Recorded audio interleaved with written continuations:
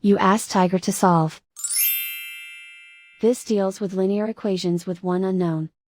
The final result is x equals 6. Let's solve it step by step.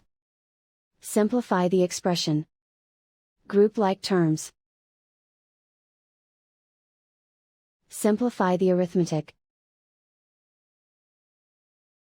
Group all x terms on the left side of the equation. Subtract 17x from both sides. Group like terms. Simplify the arithmetic. Group like terms. Simplify the arithmetic.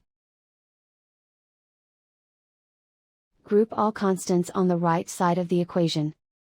Subtract 13 from both sides. Simplify the arithmetic.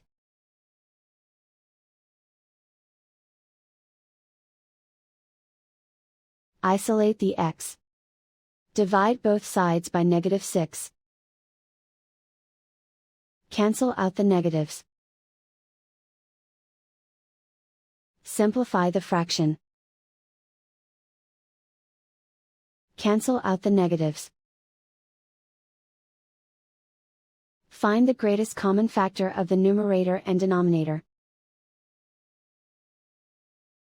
Factor out and cancel the greatest common factor. And so the final result is x equals 6.